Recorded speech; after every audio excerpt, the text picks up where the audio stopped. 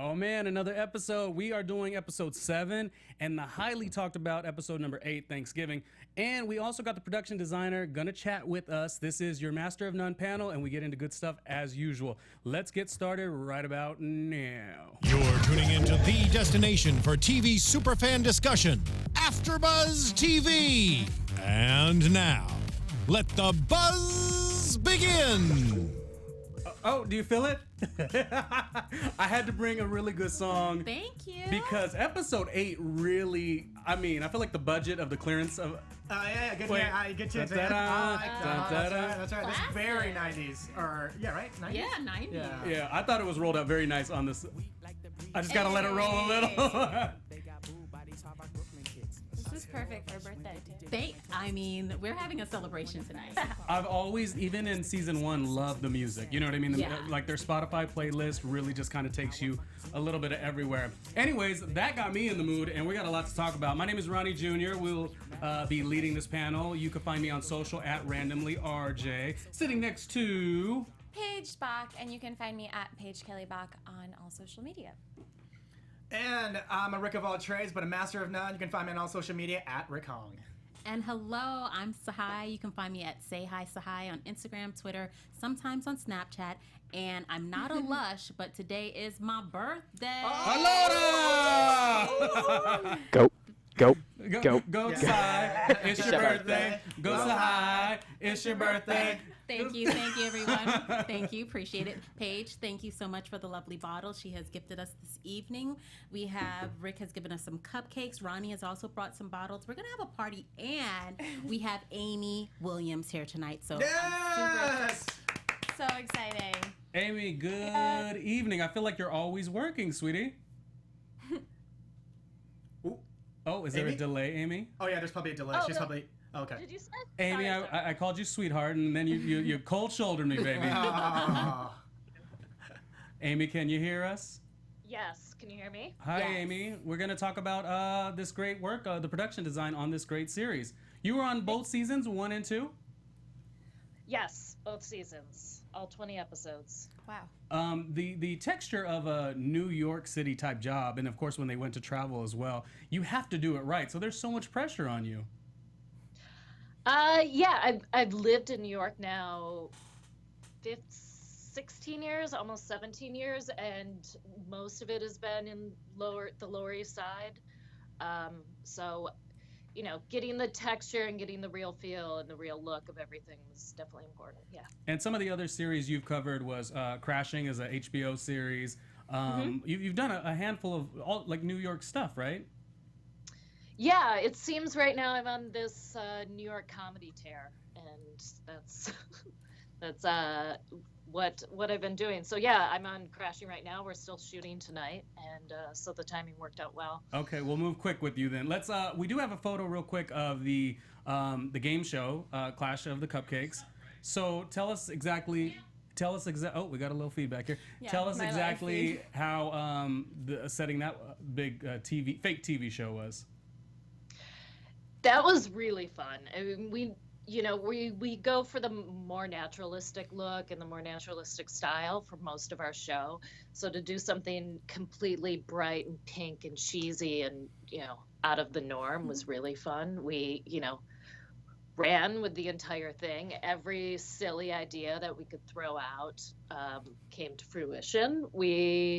Our DJ bowl is a mixing bowl. the DJ And reminds me of a Will giant I Am timer a and a little bit. giant Oh, yeah. cupcake, and so it was, it was totally fantasy. Like you say, it's such a make texture with the it's such a texture with the show. But even that cupcake series, I think they even had fake lower thirds. I mean, you guys were going all the way with making it seem as cheesy as it possibly could, which resonates to the story of why Dev doesn't really enjoy doing that type of TV show. Definitely. Not artistically.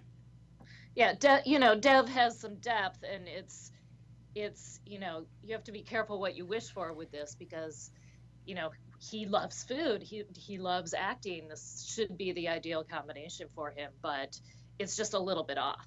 Yeah, and that was always Dev's problem. that was always Dev's problem because he makes so many his choices all over the place. He can't find something to make him happy. Once he wants to book a show, then he books a show. He's not happy with that. It's like always reaching a little bit. So you guys did great on Cupcakes, the cupcake portion of the show. What about you guys? I liked Arnold's apartment a lot. Oh, yeah. Yeah, Amy, tell us a little bit about Arnold's apartment, because when we were talking, you were saying how you are sad that we don't get to see it enough. Tell me what we would see. Yeah, Arnold always seems to get cut from the episodes. We always end up shooting more scenes, but for whatever reason, it doesn't make the cut. So Arnold's was a really fun set to conceive because he's such a unique character. Yes.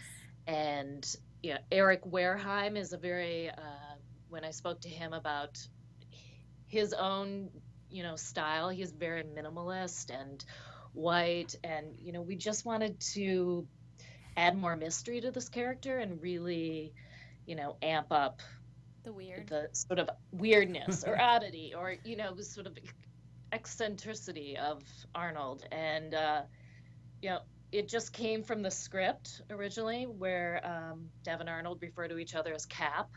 So we really went with the whole sailboat and captain theme. Oh, so their nicknames turned it more nautical of some sort. Okay. Yeah. So it started with a captain's lamp, and then from there we found some sailing ship wallpaper, and in season 2 we added a chandelier. Portrait. Yeah.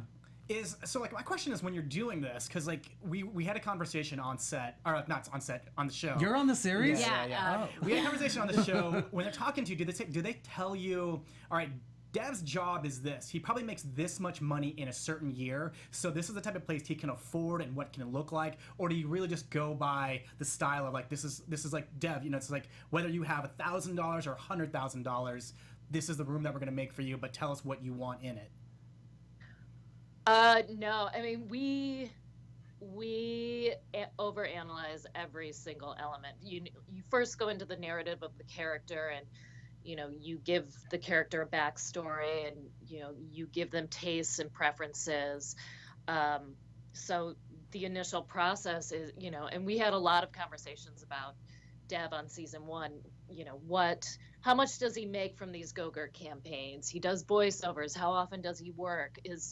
And it was important to Alan and Aziz that they represent a New York that's familiar to them. And, for them and for some of their friends, they've, made some advances in their careers. They're in their mid-30s, and, they're no longer the struggling artists. Okay. And they're not shopping at IKEA anymore.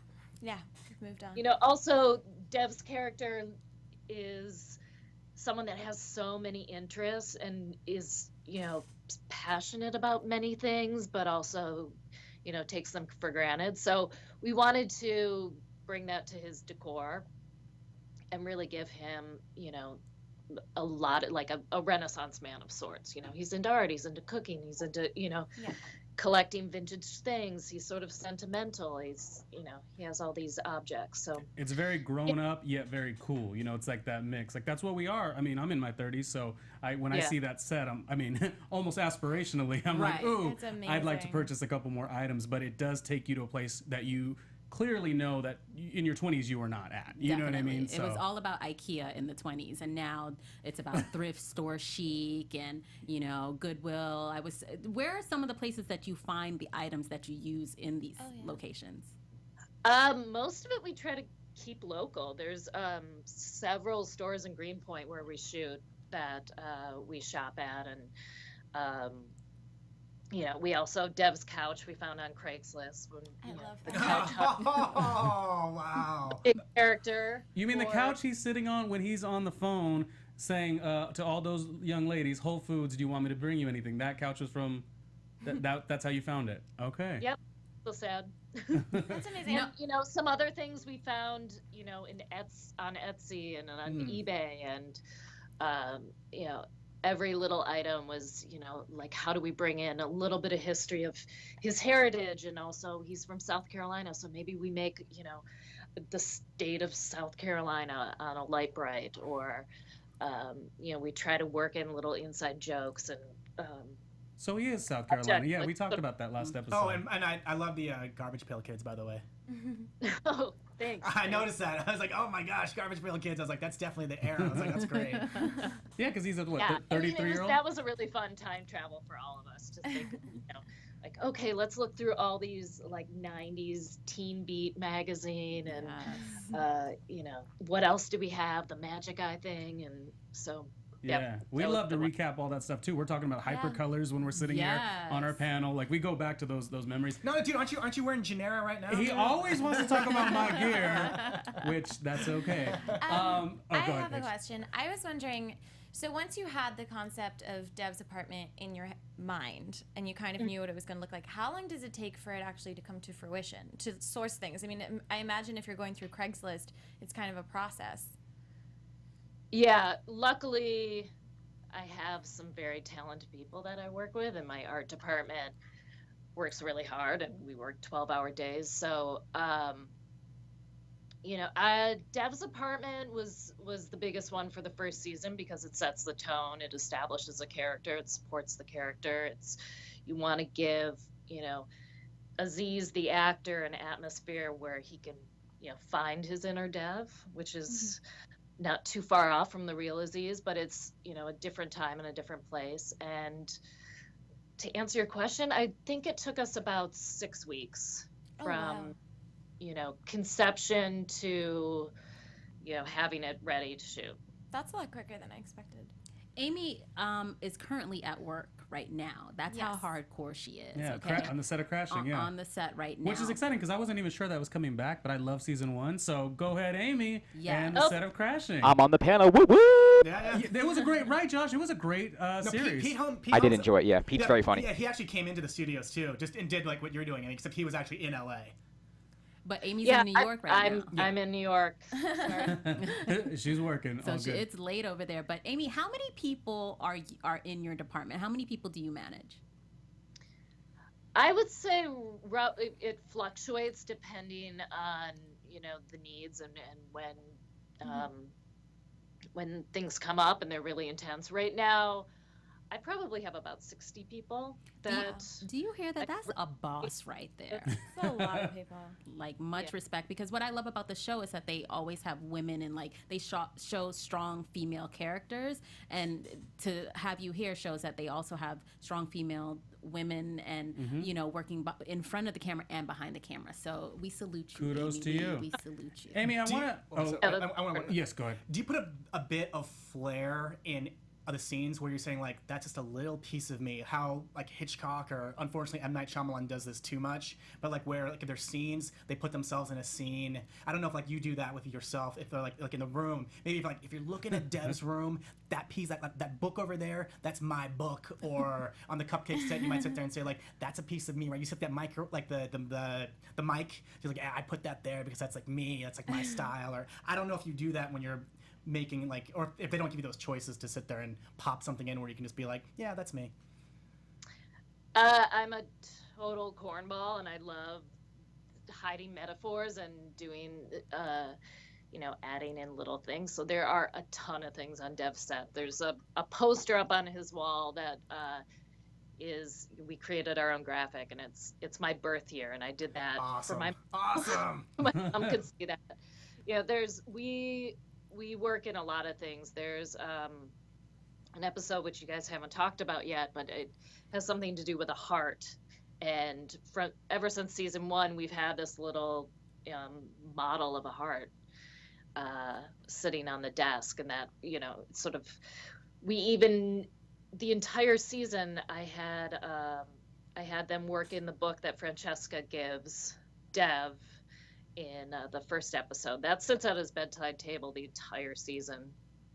And so does the piece of Black Galaxy that Pino gives on Earth. Wow, I didn't notice I that. feel like things do really, spill over because I remember when he made his first big decision to go to Italy from season 1. If you go back to I think it's a hot ticket episode, his crazy date asks him, if you could move anywhere in the world, where would you move? Hurry, quick. and he says Italy. So there are so many things about this series that run all the way through if you rewatch it. So it's fantastic in that way. I wanted to ask you one more thing about another set, the Thanksgiving one. We'll do that in 1 second. But what brought you to even getting into production design?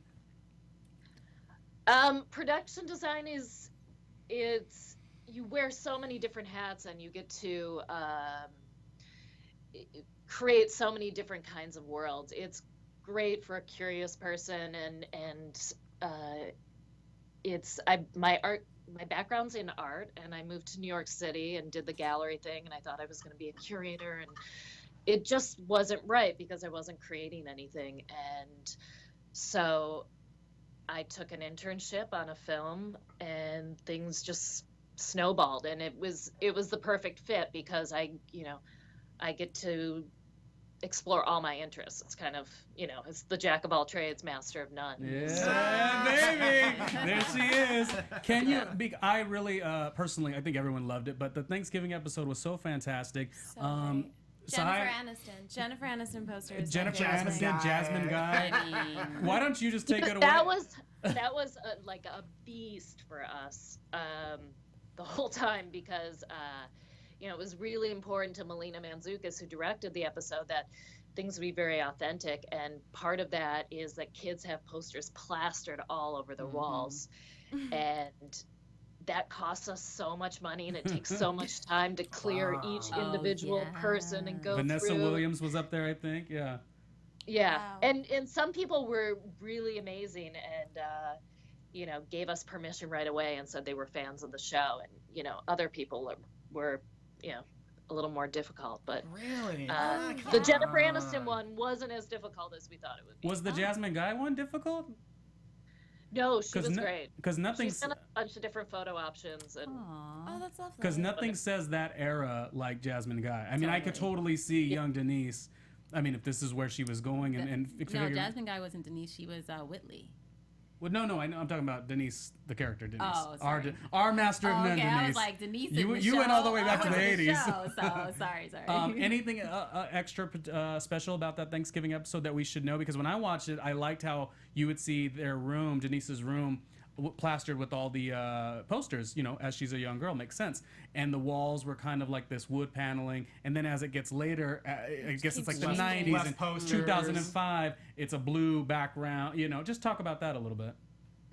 so it's that's very much modeled after my childhood and how I grew up. And I think almost all of us have that experience where you move from home, you go to college, and your parents, they evolve, their life moves on, and The they elliptical. repaint the room, they turn your room into an exercise Yeah. room, I love that. shopping room, and so that part of the story that you're spanning 30 years, and you really want to show the evolution of a home, and what things stay the same and how things change and how furnishings and styles and certain things are temporary, but you always have that photo of grandma on the table, and you always have that sentimental trinket on the piano. Did you have to cut any corners or anything specific with Italy?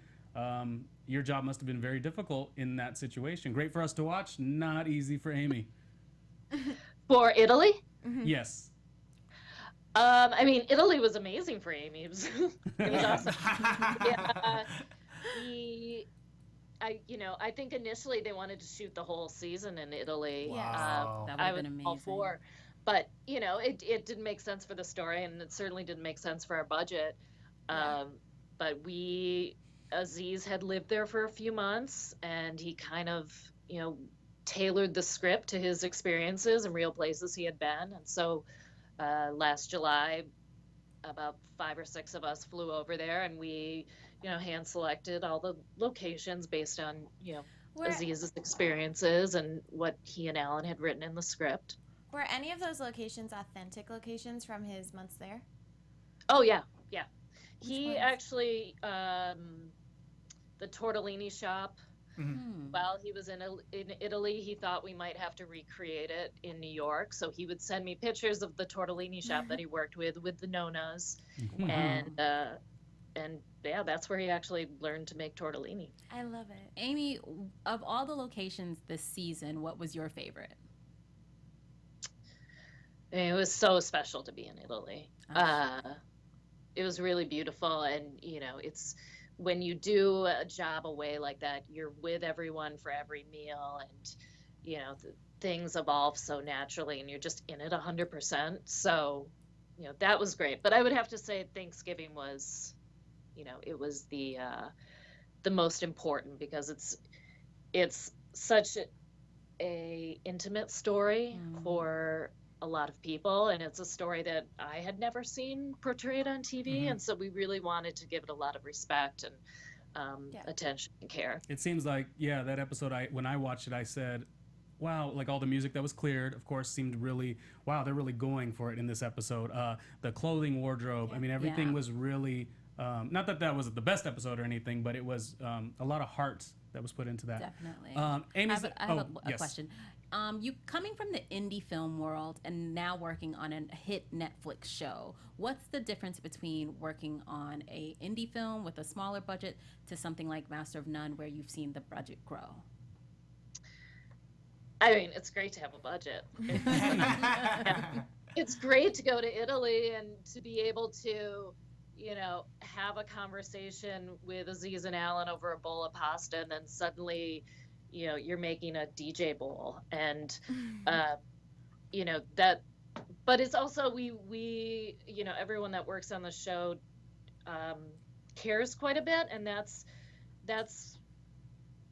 for me, coming from indie film, everyone's very passionate, and you have no money, but you're into the story and you're into driving the narrative, and sometimes that gets lost with big budgets and big network shows.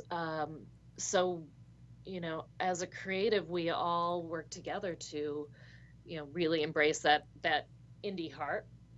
I can see that in the show. Yeah, I think that's what it speaks to. Like it still has that indie spirit to it, and I think that's what resonates with the fans. Speaking of, everyone cares, and everyone brings their A game, and they really want to honor the story. Well, and I like the fact that you guys take your time with it.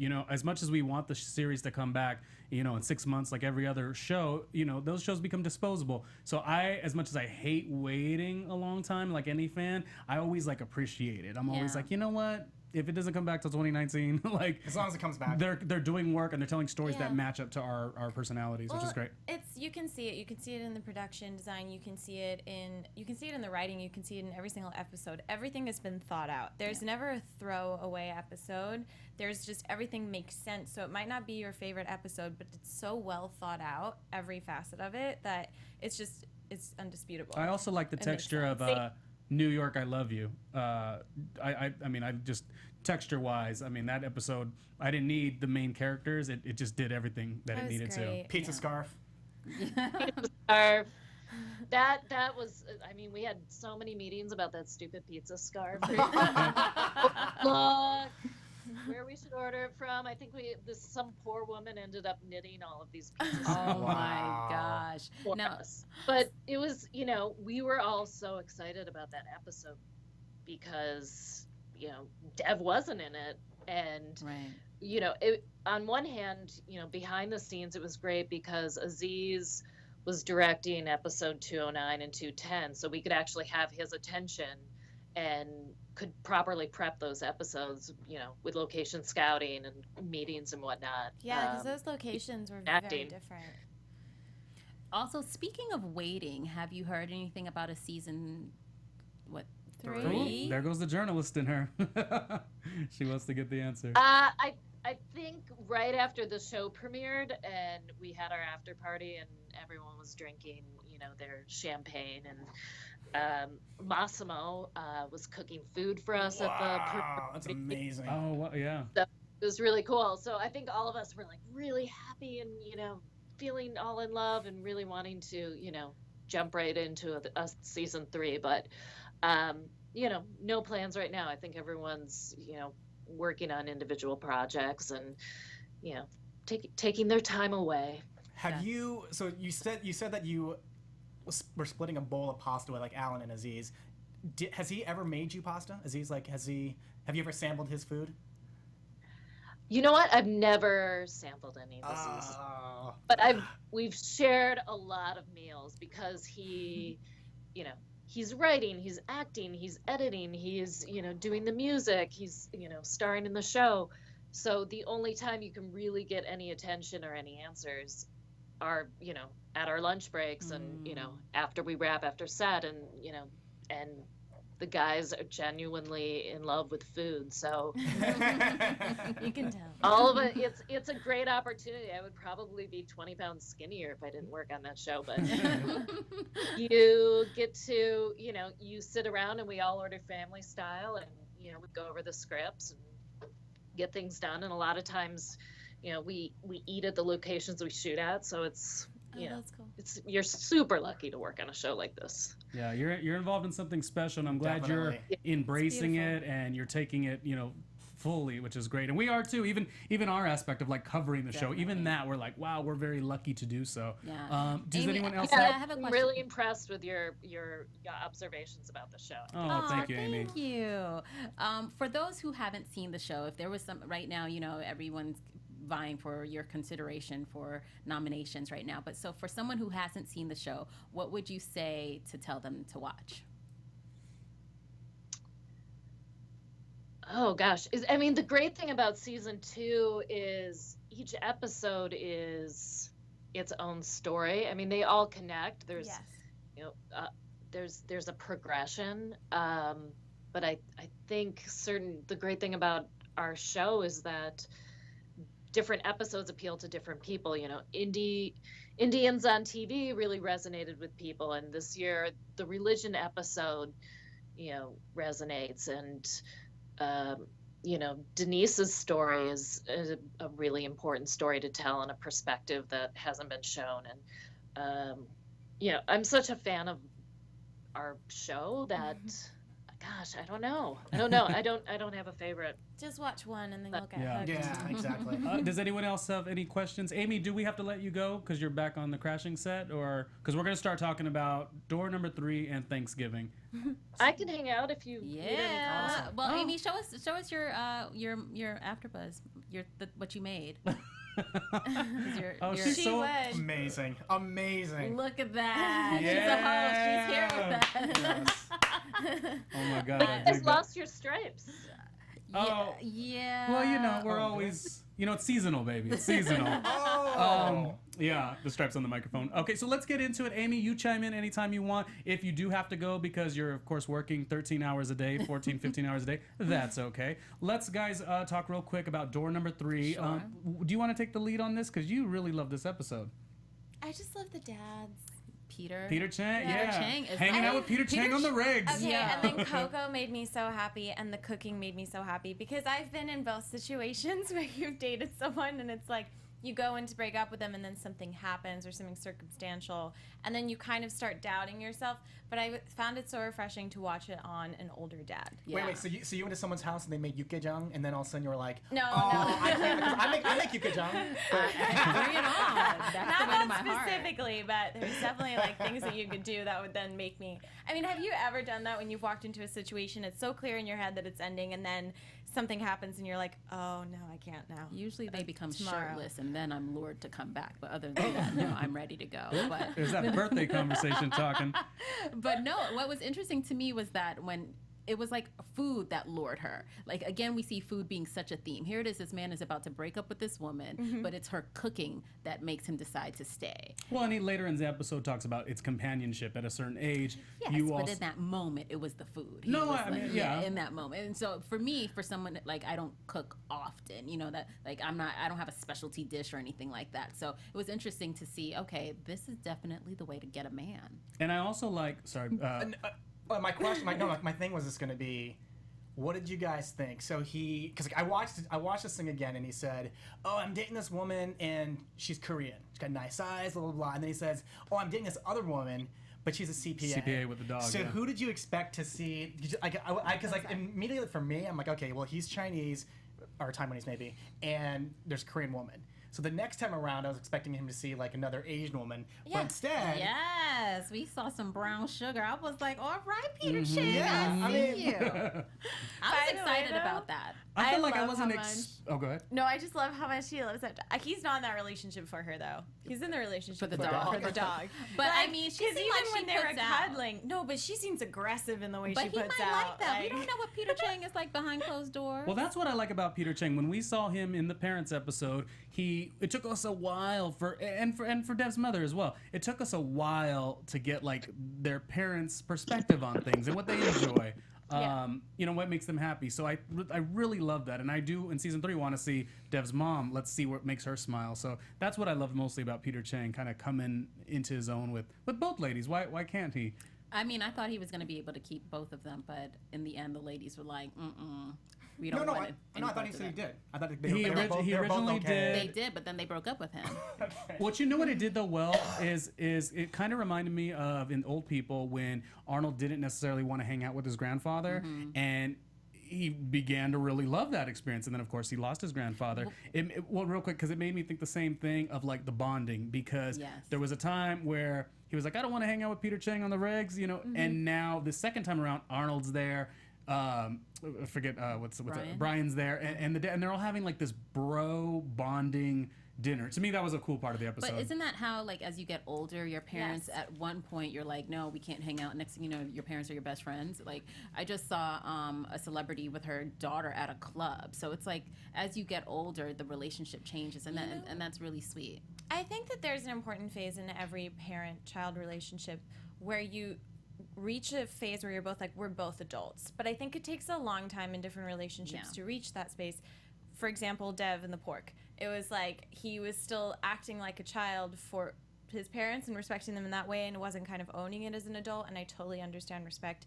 But that can feed through into so many different facets of life, and as long as you're acting that way, your parents acting like a parent. So there was definitely a wall broken down between Peter Chang and Brian that they now can hang out and talk like bro stuff. Yeah, and Brian had to pull it out of him. He was like, you know, you can talk to me about this. And it was so sad because think about it, Peter's out in the dating world because his wife is no longer there. So that's like such a sad thing, you know, and it was nice to see that he was kind of moving on with his life. And I mean, you also get to see like the evolution of their relationship from season 1, where he's like, I don't know anything about my dad. He just says, oh, it was really hard. We, you know, and that was it. Now, like, at least they can have a conversation, walk down the street, and it's like, well, Dad, tell me about your dating life. And you know, he gives them, he's like, well, these are my dilemmas. He's way more chill now. Yeah, he has a better dating life than Brian, it seems.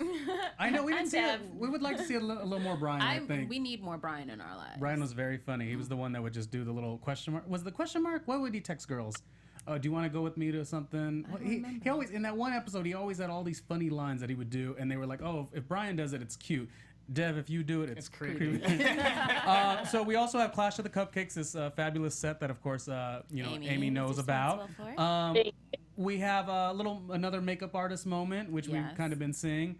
And we also have Lawrence there, just a whole lot going on. Chef falling Jeff. asleep and acting a fool again. Yeah. But Cedric the Entertainer, he was a highlight of this episode. I loved how he, you know, his character kept on referencing the things that he would say to his wife and his self-esteem issues. It's like Dev comes to work to be the host on the show, then he ends up being the therapist, he ends up being the producer. It's like he's the jack of all trades. It's so good. And it set such the tone of like, you didn't know, but later when we find out he's like, I can't do 7 seasons, you sort of like kept seeing all these obstacles that nice guy Dev ingested. He, as a nice guy, he ingests these things. He doesn't really put his foot down on a lot of situations. But so see, he's also a little bit short-sighted, because the way that I understand about being an artist, I mean, I'm not one, but in the sense for him, but you could do that show and then in your off time go find these independent movies, unless he just wants to really be available all the time for whatever he wants to pick and choose. Well, so I am an artist, and sometimes I feel like when you do that, it just takes from your energy. And as long as it's really hard, I think, to stay in one place where you're doing a certain job where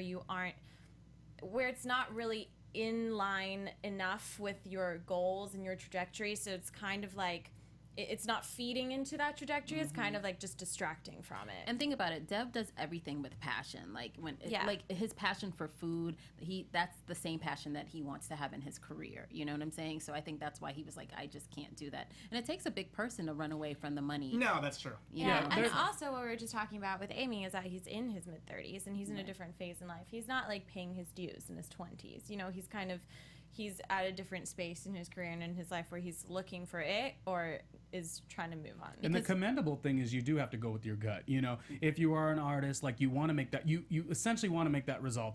Well, let me get my name out there. This, of course, is going to be good for my economics. But as you said, I've had a project recently even that I worked, and it deteriorated me as a person. Like, as amazing as I am, as you guys see me right here, right now, I was a horrible human being. Because, I've told you about my Arizona experience. But I feel like you have to make. Sounds like a very, very. I was very pissed because I had to move away from New York to Arizona. And it was a bit of trauma. I've never stopped being mad about that. But the point is, yes, it's too hard sometimes to make that resolve to say I'm just gonna focus on the paycheck and I'll do all my stuff later. All right, so all you guys said, who's ever watching us right now, don't hire these guys, hire me. I'll do it, all right? Don't hire them. Because you're a nice guy, Rick. I don't have any artistic things. Amy, have you ever, when you were getting started, did you ever do any odd jobs or anything outside of the art world to kind of just make ends meet? When I first moved to New York and I was working in art galleries, I waited tables at night. New York is expensive, and when you're starting your career, especially in film and television, you'll take everything and anything. Exactly. It's not until you work on something with a lot of depth, like Master of None, or with my experience, it was an Ira Sachs film. Then you realize you can't settle. You can't just take right. the scrappy job to make some money. You're building a career, and you need to work with people you respect and that inspire you. So at a certain point, and I think that happened to me in my 30s.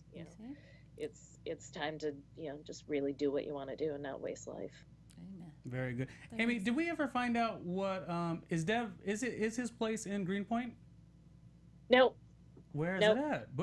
Where do you think it is? Bushwick or Greenpoint? Brooklyn. I think maybe Park Slope. It could be Parks. You're right. The older Brooklyn. Yes. He's not in Brooklyn. Okay, you know where I want it to be? Where? Because me and Tsahai know this area very well, and it's blooming. Come on, Hamilton Heights. Yeah, come on, AMD train. Come on, Uptown. No, that would make him way too cool. He's in the Chinatown Little Italy border. He's in the Lower East Side. Didn't they go to? Oh, because that's why they went to the Hotel Rivington in one of the scenes. Yeah. And it's a quick jump over the Williamsburg Bridge to get to Brooklyn, and it's the great thing about the building we picked in the Lower East Side is that it has pizza spelled along the fire escape, and it was very Dev. Yeah, Dev was like, that's the one. I think I've seen that in the exteriors when there's like the snowed out scene. We also have Dev and Dad, which we love those scenes. When So Dev, good. And there was a toothbrush, in a unique plopped place. up. No, not in the booty, right? I In just the booty. love how Oh, yeah. Dev was there for it, and then his patient's wife was there, and he Right. was still like just so unfazed by the whole thing. It was one of the most hysterical. Well, and then when he called out the scenes. lady, when she goes, "Oh, I didn't know he had a toothbrush," and Dev's like, "I don't think that's the issue that really." yeah, he was not I'll helping buy the you situation at all. Wait, Amy, was that a real X-ray or was it a produced X-ray? We produced that X-ray, but a day before we shot that, I got a frantic text message from Aziz saying that the X-ray doesn't look real. My dad showed it to me. It doesn't look real, because we consulted his dad on these things, and it turns out that the X-ray he had seen was the real one that his dad had taken, and the real one looked too fake, but our fake one looked great. Wait a minute. So Wow. this That's was amazing. actually pulled from a real story that his dad dealt with? Oh yeah. Yeah. What? And does his dad His dad's really? a gastroenterologist. Right. I don't Yes. think he keeps souvenirs. Okay, that's what I was gonna ask. I don't know. Oh yeah, you dressed all the suits. Yeah. How did you come up with all the souvenirs? Were they in the script, or did you decide? The SpongeBob was in the script. Okay. So that was, like we needed to find out if we could clear a SpongeBob coming out of someone's butt, and that would work. So that, a lot of meetings surrounded the SpongeBob, and then it was just, everyone throwing out ideas about, what could be lodged up there.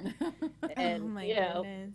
so we had a bunch of tiny objects, and we laid them on a table, and Melina Manzukis and Dr. Ansari and Aziz and Alan and we all went through the objects and picked out the ones I liked. Bada bing, bada The boom. ring, yeah, the engagement ring, the So ring. which ones were you solely responsible for? Oh, there's an army man. That makes sense. Proud of. A chess piece. That was Nice. kind of fun. The one I had a hard time getting past was the intact fortune cookie without the wrapper. Yeah. that Oh, doesn't- and it was that very, doesn't make yeah, it was sense. clean. Yeah, ooh, nasty, nasty. That is a talented, never mind. Let's move along through this episode because we only have a little bit more to kind of discuss, which is we realize that Dev is kind of telling Chef Jeff that he doesn't want to do this, and they come up with this great pitch. So it's really a good thing, and it got, his balls were on the table. Yes. I love Chef Jeff. Take your balls off the table. I mean, last week I said that I love Chef Jeff, and in this episode I loved him even more because he always seems like he's looking out for Dev's best interests. He's like, where's your girl? Watch your heart, and he agrees to do this new venture with Dev after kind of coming out of retirement, just to help out this newbie. So I thought that was really sweet, and he just seemed like a really stand-up, upstanding Jeff's guy. character reminds you of a lot of people. Like that's not far off. Like that loud, Right. abrasive, loving, So, but you like, don't. cool. But you also don't. But you could also suspect maybe something's wrong. Like that's real. I didn't see it at that time. Did No, you guys? so I have a very hard time, and this is because I'm not from America. I have a very hard time with very loud people. So Chef Jeff is just loud. always makes me anxious. I'm like, I don't know if he's about to snap or if he's like on Dev's side. So, Right. but I also have friends that are New Yorkers and like friends from Jersey. And I don't know how to communicate with them. Like sometimes I'm like, why are you yelling at me? she And texts them back. they're like, I'm not trying to yell. It made But me that's the thing about comfortable. Chef Jeff. He gets me all like riled up. yeah, riled up, and I'm like, is he gonna ruin Dev's life? And then I'm like, oh no, wait, I think they're friends. Are they friends? I'm not sure. It's a great dynamic that Chef Jeff and Dev have, and it culminated the episode with like such a high of like such success. Like oh wow, this is really happening. With then your heart being really brought down because Francesca, not in a gloating way, but she lets you know that she's now engaged. So She seemed mixed emotions. happy She's been with the guy for 10 years. I mean, come on. She- I mean, like, yeah, finally. you're kind of expecting that to happen after Yeah. 10 years. If you're not, I don't know what you're thinking. It happens. People string you along. Yeah. I've heard. I love the way, and we've talked to Amy about all these realistic approaches, but I love the way this show, shows the dinner party and how you want to just really be a part of that. And Yeah. one of the things I think even going forward they'll probably do is have like those scenes where they're it's snowed out and you're at the crib with whoever and to let you know because we got the little let to know situation with Denny's on demand is now making it happen. Okay, Tsahai, Oh, that's right. it's your birthday, so if you are ever like snowed in, I know Thank you. with, Oh, you know what you needed to do this morning? You should have gone and gotten free breakfast at Denny's. What? I Yeah, didn't know this about morning. this. Go tomorrow. They'll honor tomorrow. Just go Okay, tomorrow. They'll got honor it. it. Free Bottom breakfast. line, yeah, it's an always open philosophy. Denny's has always been doing that: breakfast, lunch, and dinner. And so they're basically rolling it out where they will deliver to you. I remember doing it in New York where I like hit up my deli. Right. But the choices were sort of limited. You know what I mean? yeah. And there was a Denny's on 135th. So really, I probably had this Denny's on demand situation been in. So it's a Denny's exclusive offer. It's like not an app, yeah. Yeah, that's awesome. Yeah. Specifically for that. I And like you get that. and you get 60 days of free Hulu Yeah. if so, you Look at download that. the app. Well, because they're trying to make the app situation kind of match up. It's Denny's on demand. It's with the app, and then if you go ahead for a limited time, this is going on right now. So again, say you're in there, snowstorm with your boo, and you're like, oh, let's get us some Denny's. You'll get your Denny's, and you'll get the 60-day trial for Hulu. So That there's sounds some like good a- shows on Hulu as Lot of well as good shows. Netflix. Lot of We good don't shows. hate. I love Difficult People. That's another great one. That's Yeah. like perfect. That's because for- you're a difficult people. No, Difficult People, like Master of None, Difficult People, I feel like Okay. they are my mirrors. Sorry. I love Casual. You have to watch Casual on I hear Hulu. that's I've really seen a good. couple. You should stay in all weekend with Denny's and Casual. So yeah, it's like that's my recommendation. You can Denny's and chill with your Hulu. Yeah. Bottom line, Denny's on demand, fantastic. So that helps out your, digital. When you're digitally dating, you might as well digitally be eating. Let's move on, Amen. everybody, Cool. to Thanksgiving. Yay. Okay. Anyone have initial thoughts on that? I know we got to move along pretty quickly Okay, here. I have a quick thought, and this was because Okay, thank this you. is because Amy was talking about posters. I was never allowed posters as a child, and it still is it was such a thing in my head watching it because I was like, it's what a room is supposed to look like. So The posters were well worth it. I Wait, had wait, then- posters up. I had Big Daddy Kane. I had, I think, who else did I have? Kwame. I don't know if you guys Oh, know, know the who polka that dots, is. yeah. Yes, Mhm. with the polka dots. I probably had High Five and possibly a Tevin Campbell. I think every girl had Tevin Campbell. Yeah, that was I mean, the business. we didn't know back then. I love you, Tevin Yeah. Campbell. Wait, who would you have had? Well, I was allowed them inside of my cupboard. So, like, if you open my cupboard door on the inside, I was only also allowed a white and beige room. I grew up in a very strict household. But on the inside of my cupboard, I had one, and it was Chad Michael Murray. Oh, what was he from? He's from. He's not Seventh One Heaven. Tree Hill. One Tree One Hill. Tree Hill. Yes, yes. I mean, I guess I didn't have any either. You know, I was dominated with a house of sports fans. So everything we did, even like vacations and stuff, was all sports related. And I liked it at the time, and it kind of makes me resentful at this stage of my life because it's all I got. You know, I never really got to express myself as a kid the way I Right. wanted to. We were like Dodgers, UCLA fans, like Got it. beyond. You know, like '88 Dodgers when Kirk Gibson did his thing. That's what we probably had 17 posters of. Right. Vince Scully posters, like it was bananas. Chick Hearn's posters, yeah. one of the things. Tyus Edney, yeah. Oh no, I played tennis, so I had like Andre Agassi. Otherwise, what I would do is I would rip up the Sports Illustrated swimsuit issue. So I had Kathy Ireland that year. Kathy Ireland was on the cover, so I had her yellow bikini. I still remember it. Love Kathy Ireland for years. Since we have 10 minutes, let's zoom right through it. Real quick, Thanksgiving episode. I would say for me, probably, look at I even stutter. Nipples and Toes 23. Nipples and Toes 23. Erica Mena was a fantastic addition to the show, which is great. She was a reality TV, Yeah. crazy, fun person to watch. But I want to say, like on a serious note, watching what's it, Lena Waithe is the Yes. name. Just doing that was fantastic. And then when Amy, as you were talking about, things aren't really shown, you know, this side of the story. There's so many nuanced stories within the coming out experience.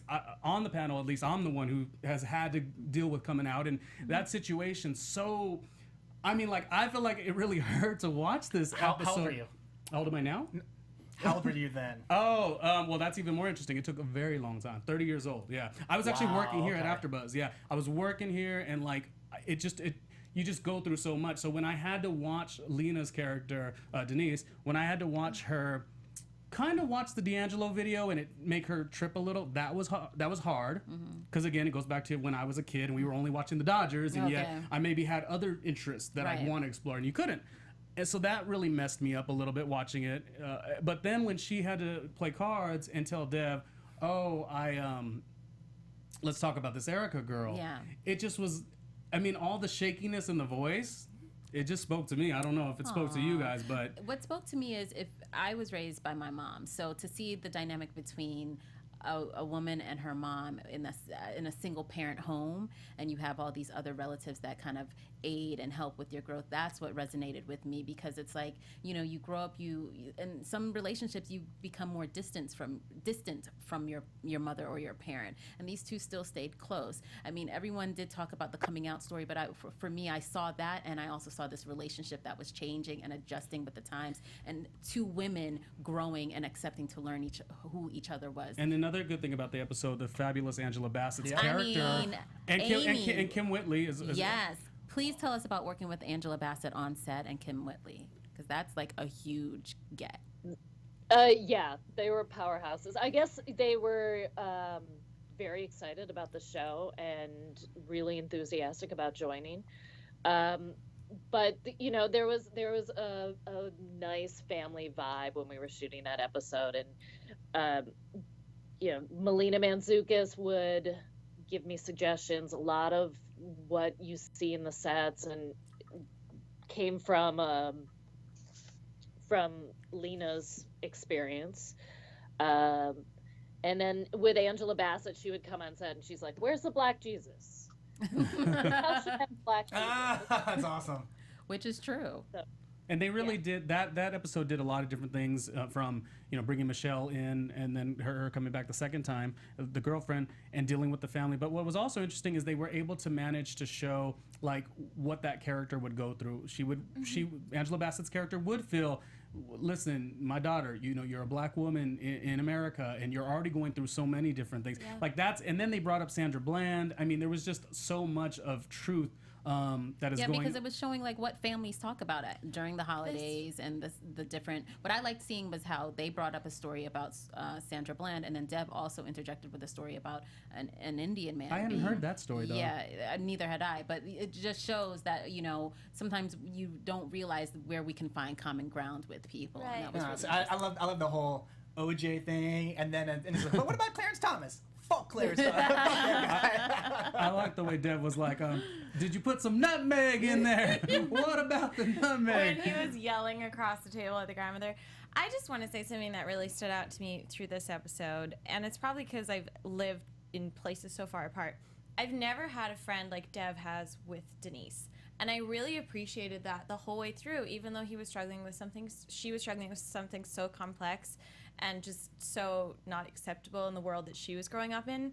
To have someone just accept it and take it in their stride with you, I really loved watching that. Like, I loved how whenever things got too serious, he would kind of just create, just a Dev moment or whatever. And it was perfect. It was really perfect. I loved it. Their relationship was really special. Yeah, I personally could talk on and on about that episode. I mean, all of the episodes were good, but I just personally liked it. Like I said, the coming out experience, as even Amy was talking about, like the stories that they choose here, there's just so many. So like when I watch on TV, no offense, and I'm going to probably enjoy the new Will and Grace or whatever too. I never watched the first series because, again, I was scared to. But the point is, there's so many nuanced stories of all of this stuff that's going on. This could have been a film. So when I get to watch Amy's work done and seeing every little detail of every Thanksgiving, it was so good, and the wardrobe was so fantastic. I wanted to ask you, Amy, just character-wise, if you do know it, was that Michelle, the Michelle that she originally was that Lil Funyuns, Michelle? No, I don't think it was. Because I thought that was the girl that he was. Oh, they played the voicemail. Remember? Oh, it's her name is her name is Michelle. It was a Michelle. So when this Michelle came in quiet, I was like, "Is that can't be Lil Funyuns?" You might be right. I have no idea. All right, I cracked the code. Maybe. Amy, I am so sorry. I am so sorry. We have got to let you go. We're wrapping up. You're so welcome to. Thank you so much. Please tell people where they can find you on social media, Amy. You can find me at Amy R. Williams on Instagram and Spot on Amy on Twitter. You guys I love how you love the show. Thank you so much for having me. Thank you for being our guest. And you also so check much. out Amy's website. It rules. It's amazing. It's like so sleek. It's like one of the best websites I've ever seen. So thank you so much Thanks, for Amy. staying late and being here with us. I'll be in New York next week. I'll see you for coffee. Just kidding. Hey, come by and visit the set. Bye, sweetie. I will. I love crashing. All right, thanks, Amy. Let's wrap up. Happy birthday, girl. Thank you, guys. Thank you. Thank you, Amy. And thank you to everyone. Please continue watching. We're going to go right into our final after show. Go ahead and give your social real quick. You can find me at Tsahai on Instagram and Twitter and sometimes Snapchat. And you guys can find me at Rick Hong, RICKHONG. And I'm at Paige Stroobach on all social media. Oh, you say it so nicely. Her head goes this way. Well, I'm not as sweet as you. At randomly RJ, Master of None. Thank you for watching. Goodbye. Bye. From executive producers Maria Menounos, Kevin Undergaro, Phil Svitek, and the entire AfterBuzz TV staff, we would like to thank you for listening to the AfterBuzz TV network. To watch or listen to other after shows and post comments or questions, be sure to visit AfterBuzzTV.com. I'm Sir Richard Wentworth, and this has been a presentation of AfterBuzz TV. Buzz you later. The views expressed herein are those of the hosts only and do not necessarily reflect the views of AfterBuzz TV or its owners or principals.